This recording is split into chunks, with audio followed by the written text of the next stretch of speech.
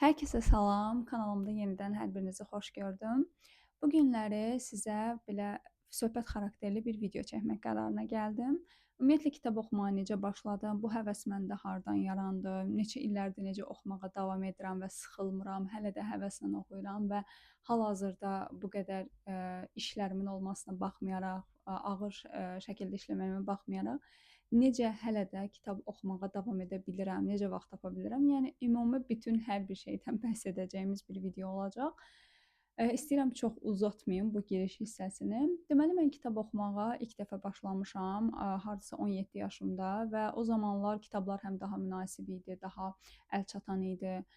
Daha rahat, yəni sifarişlər verə bilirdik. Nəyə görə? Çünki endirimlər çox olurdu, kampaniyalar çox olurdu. Həm Bakıda qiymətlər nisbətən ucuz idi, həm də Türkiyədə ümumiyyətlə daha ucuz idi və bizim pul daha dəyərli olduğu üçün lirə ilə müqayisədə, yəni kitablar qat-qat ucuza gəlib çıxırdı. Hətta endirimlər, kampaniyalar olanda hədsiz ucuz qiymət əldə etmək olurdu. Mən də ümumiyyətlə kitablarımın böyük əksəriyyətini, yəni bu dəqiqə mənim kitabxanamda gördüyünüz kitabların çoxunu o zamanlar endirimlər zamanı belə toplu şəkildə əldə etmişəm. Hansı ki, yadıma gəlir, korobka ilə çoxlu-çoxlu kitablar alırdım. Belə birdən-birə 20, 30, hətta 40 kitab belə aldığım olub. Elə bir aylarım olub ki, 50-60 kitab, hətta bir neçə korobka sifarişlər etmişəm. Bir neçə yəni sifarişlərim olub. Ya o dönəmlər həqiqətən belə xatırlayanda çox belə fərqli duyğular keçirirəm. Çünki həm yəni o qədər kitablar ala bilirdim və həqiqətən imkan buna çatırdı. Həm münasib idi kitabların qiyməti, həm bilmirəm, yəni çox fərqli hiss elətdirir mənə. Amma indi təbii ki, o qədər kitabı almaq istəsəm, mənim o illərlə müqayisədə hədsiz çox pulum çıxacaq, bunu bilirəm. Bu səbəbdən artıq bəlkə də 2 ildir, 3 ildir mən o şəkildə alış-veriş etmirəm. Yəni heç bir aya ümumiyyətlə 7, 8, 10 kitab almıram.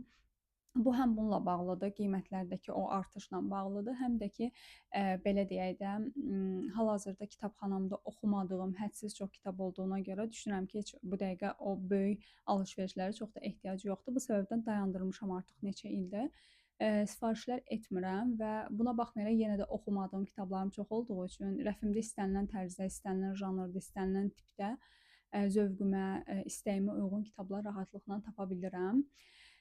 Və mən o vaxtlar həqiqətən hələ universitetə təzə başladığım vaxtlar idi və kitabları oxumağa başladım və bunda həmçinin onu qeyd edim ki, Instagramda olan bu bookstagramların bəzi xanımların həqiqətən rolu çox böyük oldu. Çünki o vaxtlar elə onların paylaşımlarını gördükcə, rəylərini oxuduqca kitablara qarşı məndə həm də maraq daha da artmağa başladı. Həqiqətən o maraq var idi, içimdə bunu hiss edirdim, oxumaq istəyirəm, mənə maraqlı gəlir bədii kitablar xüsusilə. Amma o xanımların da videolarına baxdıqdan sonra belə daha çox maraq yaranmağa başlamışdı və mən başladım belə-belə kitabları oxumağa, araşdırmağa, özüm də maraqlanırdım, yazıçıları maraqlanırdım. Düzdür, belə mən yazıçıların həyatı ilə çox da maraqlanan biri deyiləm, etiraf edirəm. Yəni mənə o qədər də maraqlı gəlmir o yazıçılar nə yaşayıblar, necə bu vəziyyətə gəlib çıxıblar. Yəni düzdür, təbii ki, oxuduğumuz kitabı yazan şəxsin həyatı haqqında məlumatlı olsaq daha yaxşıdır. Amma mən açığı çox da bu tip məlumatları yadımda saxlaya da bilmirəm deyə o baxımdan çox da araşdırmağa da heç vaxt tərəfdarı olmamışam. Mənə onların yazdıqları o təxəyyüllərinin məhsulu daha maraqlıdır.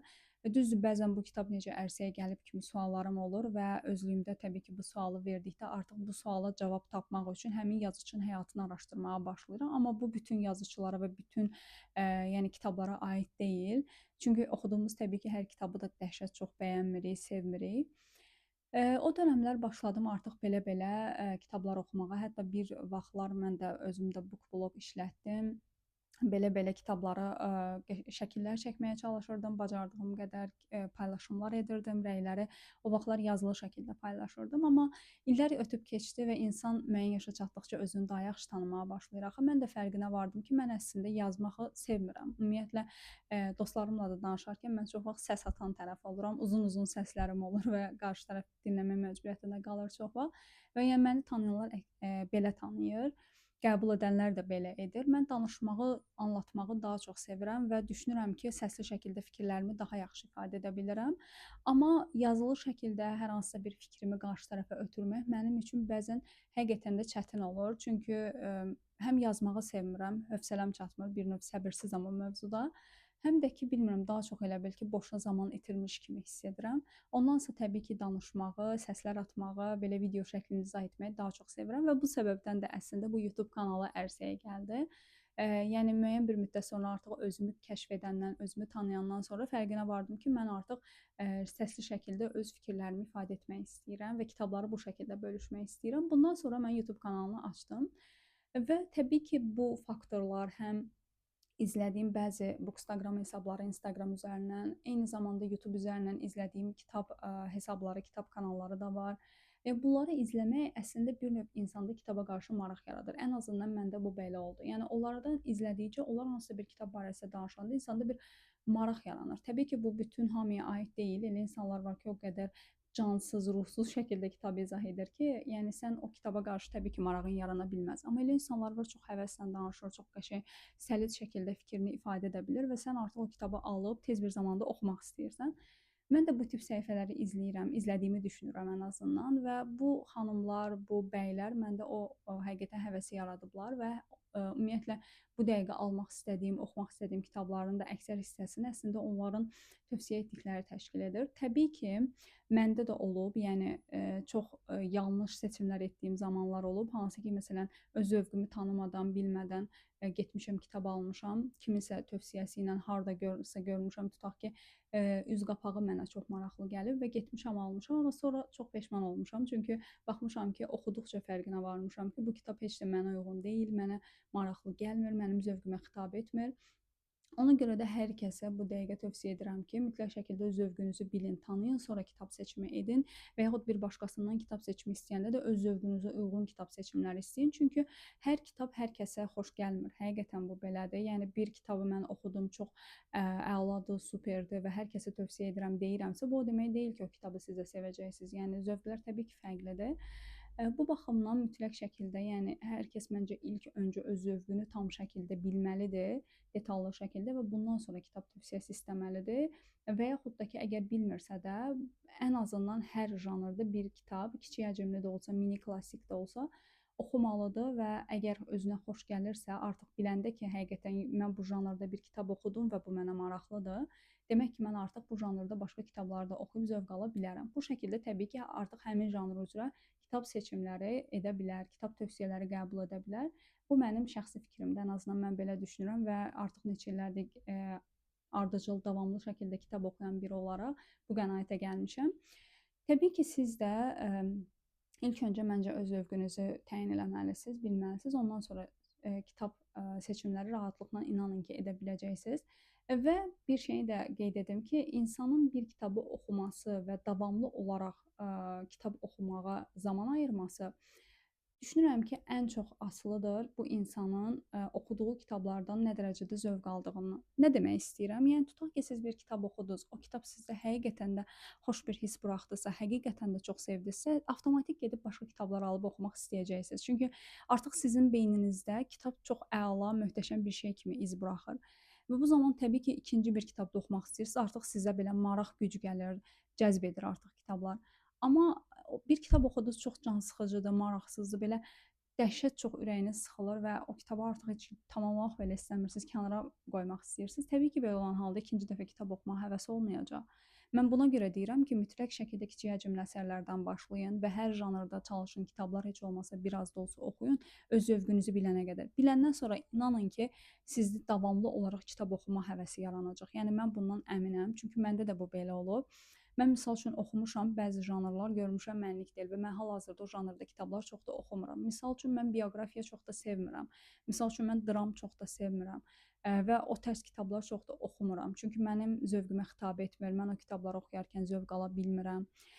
Bilirəm ki, zaman itkisidir. Bilirəm ki, o kitabları alacam, yarımçıq qoyacam və yaxud da ki, bütün həvəsimi öldürəcək. Bu səbəbdən də bu tip kitablara mən üstünlük vermirəm. Və bunun nəticəsidir ki, öz zövqümə uyğun kitablar oxuduğum üçün mən davamlı şəkildə kitab oxuya bilirəm. Hər nə qədər mənim vaxtım az da olsa, bəzən heç oxuya bilməsəm də, bəzi günlər ümumiyyətlə vaxt tapa bilməsəm də və oxumasam da, yenə də mən kitabdan tamamilə uzaqlaşmıram. Bu düşünürəm ki, həqiqətən də öz zövqlərimizi bilib ona uyğun kitab seçimi etməyimizdən çox asılıdır. Hal-hazırda mən özüm də çox ağır bir tempdə işləyirəm. Həqiqətən də iş yüküm hədsiz çoxdur, çox yoruluram. Bəzən, ümumiyyətlə həftələrlə kitab oxuya bilmirəm. Amma buna rəğmən yenə də vaxt tapdıqca çalışıram 5 səhifə, 10 səhifə də olsa oxuyum. Təbii ki, nə qədər kitab oxumağınız sizin biraz oxuma tempinizdən də asılıdır. Əgər sizdə bu vərdiş yaranıbsa və sürətlə oxuya bilirsinizsə, təbii ki, siz, az-az oxumaqla da, gündə yarım saat vaxt ayırmaqla da 1 ayda bəlkə də 2-3 kitab bitirə bilərsiniz. Mən açığı çox da ləng oxuduğumu düşünmürəm, çox sürətli də oxumuram. Mən hardasa ortalama əgər dili, başa düşülən asan bir kitabdırsa, 1 saat ərzində təxmini, yəni 40 səhifə, 50 səhifə oxuya bilirəm. Yəni, ən azından özümdə bunu müşahidə etmişəm. Amma bir gerçək də var ki, mən özüm də xatırlayıram ki, mən bir zamanlar universitetdə oxuyan vaxtı xüsusilə hədsiz çox kitab oxuya bilirdim. Hətta elə vaxtlarım olurdu ki, mən bir ayda bəlkə də 30 kitab oxuyurdum. Bu necə baş verirdi? Təbii ki, bunların hamısını fiziki olaraq oxumurdum. Bəziləri PDF olurdu, yolda və sairə oxuyurdum. Bəziləri səsli kitab olurdu. O vaxtlar Storytel, bəlkə də çoxlarınız bilirsiniz, türklərin bir səsli kitab, platformasıdır. Storytel üzərindən abunəlik əldə etmişdim və, bəzi kitabları da oradan səsli şəkildə dinləyirdim. Bu da məni çox, belə deyək, vaxt qazandırırdı. Daha çox kitaba, yəni, şahid ola bilirdim, daha çox kitab barədə məlumat əldə edə bilirdim. Yəni bu şəkildə bir ay ərzində 30 kitab oxuya bilirdim. Amma, bu bəzən yəni çox nadir aylarda olurdu da. Yəni hər ay bu belə olmurdu. Çünki mən də insanam, yəni yorula bilərəm. Hər ay o qədər kitabı heç kim oxuya bilməz. Hansı aylar ki, universitet dönəmlərində misal üçün boş olurdum, dərslərim olmurdu, mən həmin ayları rahatlıqla o qədər kitab oxuya bilirdim. Yəni məndə də əsasən bu şəkildə olubdu. Daha sonralar, deməli, hal-hazırda isə mən ümumiyyətlə bu qədər kitab oxuya bilmirəm. Təəssüflər olsun ki, hətta nəinki bir ayda, heç bir ildə belə 30-40 kitab artıq oxuya bilmirəm. Və 1000 Kitab, platformasını yəqin ki bilirsiniz. O da türklərin bir, platformasıdır. Mən orda elə bil ki çoxdankı bir abunəliyim var. Və yəni hesab açmışam. Mən orada girib baxıram, hər il üzrə elə bil ki, hədəflər qoyuruq, daha sonra oxuduğumuz kitablar barədə paylaşırıq. Orada eyni zamanda təhlillər edə bilərsiniz, alıntılar paylaşa bilərsiniz və sair. Deməli orada mən girib özüm incələyirəm. Hardasa səhv eləmirəmsə 2022-dən bəri işlədirəm mən o platformanı ya da 21-dən, yəni tam dəqiq yadımda deyil. Təsəvvür eləyin ki, mən ora girib baxıram və görürəm ki, misal üçün mən əvvəllər, yəni illər üzrə kitab oxuma sayı azala-azala gedib. Yəni əvvəl misal üçün 1 ilə 70 kitab oxuyurdumsa, bu sonra 60-a düşüb, 50-yə düşüb, 40-a düşüb. Hal-hazırda heç 1 ilə 20 kitabı güclə oxuyuram. Təbii ki, bu say çox da önəmli deyil, çünki keyfiyyət önəmlidir. O kitablar bizə nə qatır, biz onlardan nə öyrənə bilirik, bu daha önəmlidir. Təbii ki, nəinki o kitabın sayı, səhifə sayı da heç önəmli deyil. Əsas olan o kitabın bizə qatdıqlarıdır. Biz oradan nə öyrənirik, nə dərslər çıxarırıq.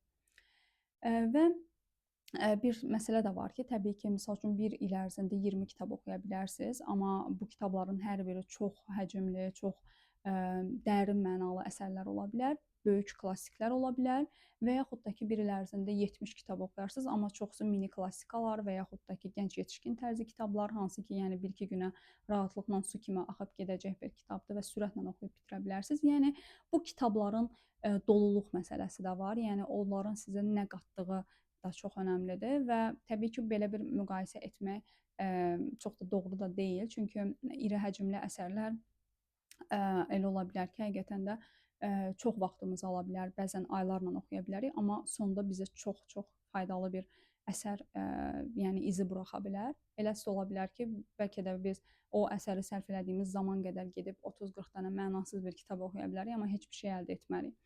Təbii ki, bu kitabdan bizim nə gözlədiyimizdən də asılıdır. Yəni biz kitabı nə üçün oxuyuruq, nə məqsədlə oxuyuruq, bundan da asılıdır. Bir də mən əsas məsələ nəyi tövsiyə etmək istəyirəm kitab oxumağa yeni başlayanlar üçün, ümumiyyətlə davamlı oxumaq istəyənlər üçün. Birincisi, kitab oxumaq bir vərdişdir. Bunu qəbul edək. Yəni ay vaxtım yoxdur və yaxud da ki, mən hövsələm çatmır, səbrim çatmır və sair kimi cümlələr eşidirəm insanlardan. Bunu mənə çoxları deyir, kitab tövsiyəsi istəyən insanlar və yaxud da ki, kimlərsə deyir ki, mən kitab oxumağı çox sevirəm, amma zamanım yoxdur. Mən bunu qəbul etmirəm açığı. Çünki, zamanım yoxdur deyə bir şey yoxdur. Bu 24 saat hamıya eyni verilib. Yəni mən də 9-6 işləyən biriyəm. Mən bank sektorunda çalışıram və bank sektoru zaten hər kəs bilər ki, yəni ağırdır iş rejimi. Bizim də iş yükümüz həddən artıq çoxdur. Mənim 5 dəqiqə vaxtım olmur. Mən, yenə də yəni həftə sonları da olsa vaxt tapıram. Bəzən yatmazdan öncə, bir yarım saat da olsa oxuyub elə yatıram. Yəni telefonla oynamağa, sosial şəbəkələrdə vaxt keçirməyə əgər vaxt tapırıqsa, demək ki, kitab oxumağı da tapa bilərik. Sadəcə öncəlik məsələsi var. Nəyə öncəlik veririk və nə bizim daha çox marağımızı çəkir, nə bizim daha çox diqqət mərkəzimizdədir. Məncə bu önəmlidir. Misal üçün siz, yatmazdan öncə əksəriyyətimiz telefonla oynayıb yatırıq da, yəni və yaxud səhər duran kimi birinci telefonumuzu əlimizə alırıq, tez baxırıq görək sosial şəbəkələrdə nələr baş verib. Bunu əvəz etsək əgər kitab oxumaqla, inanın ki, yəni bir ayda 3-4 kitab rahatlıqla bitirə bilərsiniz. Yəni zamanım yoxdur sözü ona görə mənə biraz qəribə gəlir. Çünki əslində biz boş-boş şeylərə zaman tapa biliriksə, demək ki, kitab oxumağa da zaman tapa bilərik. Bu birinci məsələdir. İkinci məsələ, əgər davamlı kitab oxumaq istəyirsinizsə, mütləq şəkildə tövsiyə edirəm, oxumağa başladığınız kitab əgər 20-30 səhifə ərzində, yəni heç 20-30 deməyim, heç olmasa biraz davam eləyin.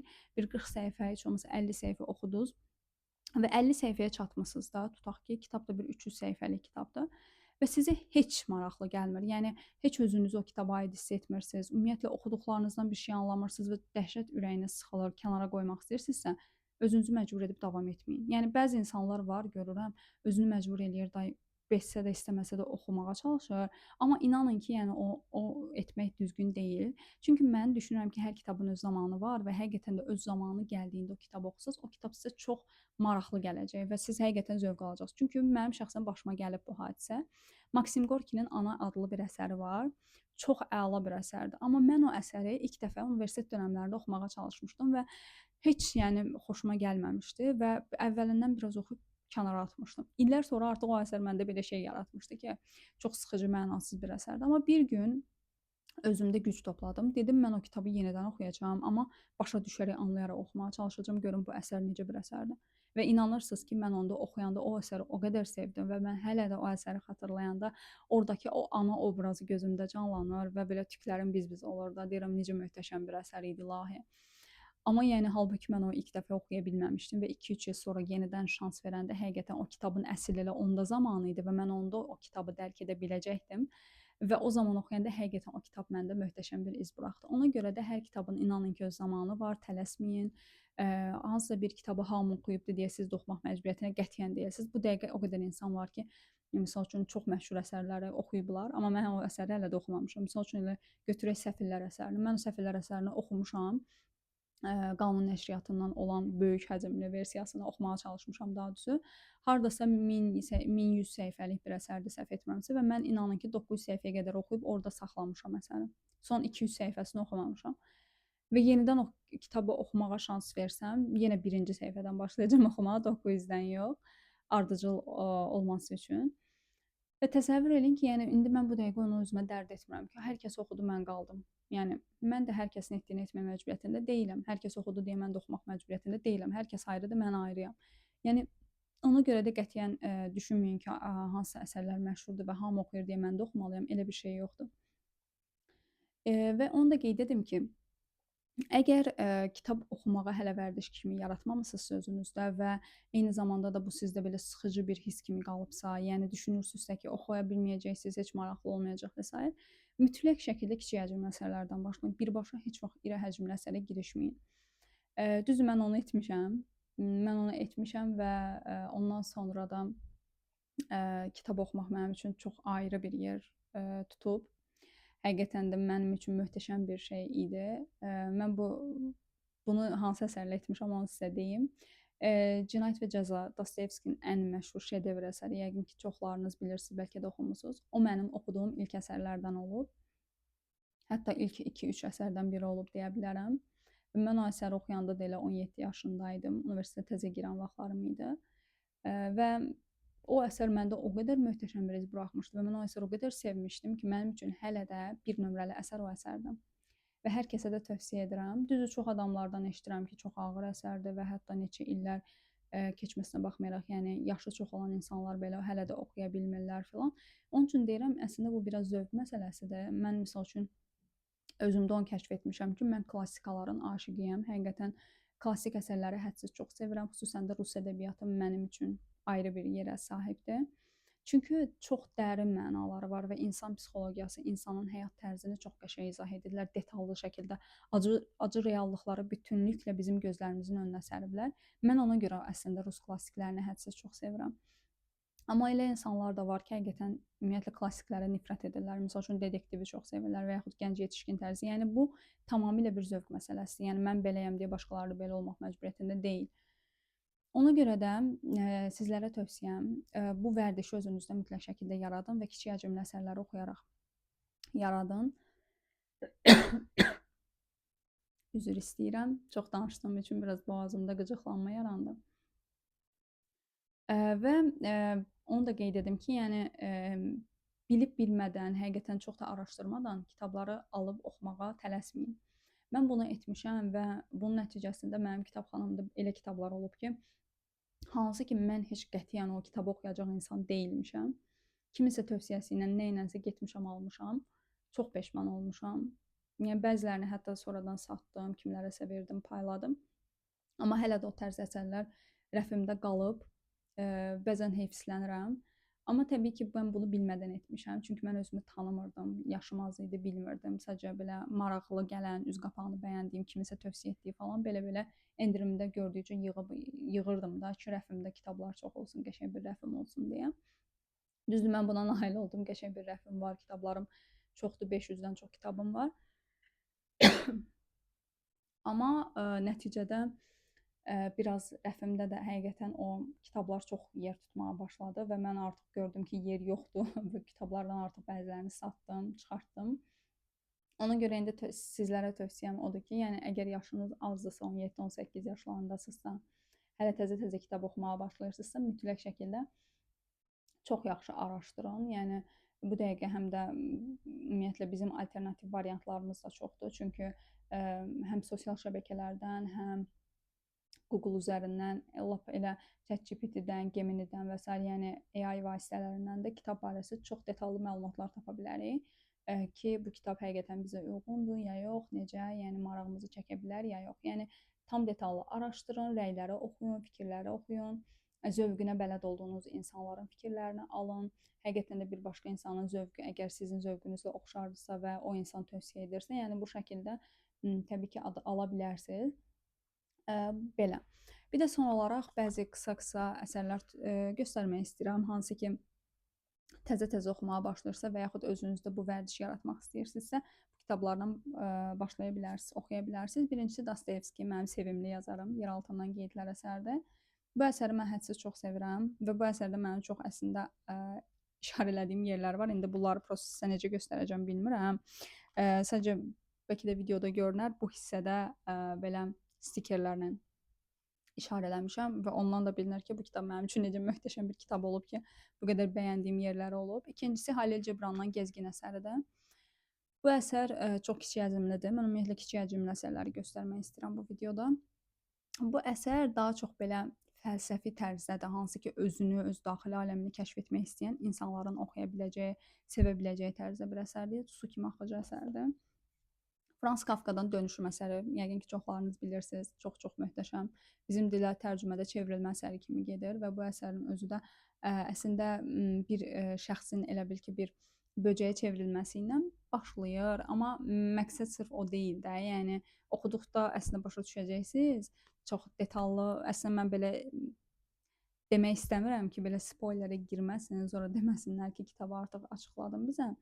Sadəcə belə deyək də, əslində əsər bizə çox dərin bir mənası var, sətiraltı bir mesaj ötürmək istəyir və bunu da bir insanın bir böcəyə dönüşməsi üzərindən izah etməyə çalışır. Daha sonra Stefan Zweig'dən Satranç əsəri bizim dildə şahmat əsəri kimi tərcümə olunur. Bu əsər möhtəşəmdir. Həqiqətən Zweig'in ən sevdiyim əsərlərindən biri ola bilər. Bu bir də Yakıcı Sır əsəri var. Dəhşətli Sir bizim dildə. Onu da çox bəyənirəm. O da xəyanətdən bəhs edən bir əsərdir. Sonra Katib və əsərin üz qapağı məndə o qədər belə xoş bir his buraxır ki, həqiqətən insana hüzur verir. Çox gözəl bir üz qapağı yoxdur sizcə də? Bu əsər ümumiyyətlə kitablarla bağlı bir əsərdir. Kitabı çox sevən və ümumiyyətlə oxumağa dair, yəni oxumağı çox sevən insanlara aid olacaq bir kitabdır da, belə deyək. Çünki elə kitabın özü də kitabdan bəhs edir, belə deyək. Daha sonra Şəkər Portakalı. Bunun da öz qapağını çox bəyənirəm. Bu da bizim kiçik, minnoş zezəmizdən bəhs edir. Bu kitab əslində 3 kitablıq bir setdir. Yəni ilk kitabı elə Şəkər Portakalıdır. Ümumiyyətlə Zezənin burada deməli dialoqu, yəni onun özünü ifadə etmə tərzi, 5 yaşı var cəmi, uşaqdır, amma yəni bilmirəm, insanın çox belə ruhuna toxunur. Həqiqətən oxuduqca belə biraz qəmlənirsiniz, biraz belə qəribə hisslər keçirirsiniz. Yəni uşağın dilindən onun həyata baxışını oxumaq həqiqətən çox fərqli hiss elətdirir. Daha sonra mənim ən sevdiyim əsərlərdən və hətta bu əsəri 2 dəfə oxumuşam. Mən tək-tük nadir əsərlər olur ki, o əsərləri 2 dəfə, 3 dəfə oxuyuram. Və həmin əsərlərdən biri budur, biri də Kiçik Prensdir. Artıq Kiçik Prensi 3 dəfə oxumuşam, bunu da 2 dəfə oxumuşam. Kimyager əsəri dadından yenməz, həqiqətən çox-çox möhtəşəmdir, mütləq oxuyun. Bir də Jamevo əsərini göstərmək istəyirəm. Bu bizim bir yazıçımızdır, Müşfiq Bəşirli. Və bu əsər Jamevo dejavu mənasındadır. Yəni dejavunun əksi kimi düşünün. Çox qəribə bir əsərdir həqiqətən. Necə ki dejavu nəsə bir hadisə olur, biz o hadisəni yaşamışıq kimi hiss etdirir bizə. Jamevo da sanki onun əksiymiş kimi. Çox belə qəribə bir əsərdir. Və ən sonuncu. George Orwell mənim ümumiyyətlə ən sevdiyim yazıçılardan biridir. Onun 1984 əsərini ən birinci, yəni o yazıçıdan oxuduğum əsər 1984 olmuşdur. O əsər məndə çox fərqli bir iz buraxıb. Həqiqətən hədsiz çox sevirdim o əsəri. O əsəri çox sevdiyim üçün daha sonra George Orwell'ın başqa kitablarına maraqlandım və ikinci olaraq bu əsərini oxudum. Bu da çox sadə, bəsit dili var, amma bu da möhtəşəm əsərdir. Amma bir şey tövsiyə edim. Əgər George Orwell-a başlayırsınızsa, yəni 1984 və Hayvan Çiftliyindən hansından başlamağa qərar verə bilmirsinizsə, mütləq şəkildə məncə Hayvan Çiftliyi ilə başlayın. Çünki Hayvan Çiftliyi daha sadə, daha bəsit dili var. Yəni mövzular daha sadədir də. 1984 isə yəni onun üst versiyasıdır, şedevrdir sanki. Ona görə də yəni mən misal üçün birinci 1984-də oxumuşdum, daha sonra Hayvan Çiftliyini. Ona görə məndə məsələn 1984 daha belə yaxşı, möhtəşəm bir iz qoyub, amma Hayvan Çiftliyi də pis deyil, amma o dərəcə zövq almamışdım, yəni onun qədər. Düşünürəm ki, tərsinə oxusaydım hər ikisindən çox zövq ala bilərdim, əksinə getsəydi. Çünki bir var sadə, bir də var mürəkkəb də, yəni 1980-də mürəkkəb versiyadır, belə deyək. Hədsiz çox danışdım bu videoda. Ümid edirəm sona qədər maraqla izlədiniz. Bu şəkildə həm fikirlərimi bölüşdüyüm, həm kitab tövsiyələri etdiyim ortaya qarışıq bir video oldu. Ümid edirəm maraqla həqiqətən də sona qədər izləyə bildiniz. Əgər videonu bəyəndinizsə, like etməyi, dəstək üçün kanalıma abunə olmağı unutmasanız çox sevinərəm. Onu da qeyd edim ki, əgər bu videoda bəhs etdiklərimdən əlavələriniz varsa və sizdə oxuyan insanlara, kitab oxumaq istəyənlərə nəsə bir tövsiyə etmək istəyirsinizsə, rəylərdə bölüşə bilərsiniz və eyni zamanda sizin də əgər tövsiyə edə biləcəyiniz kitablar varsa, yenə rəylərdə qeyd edə bilərsiniz. Növbəti videolarda görüşənədək hələlik.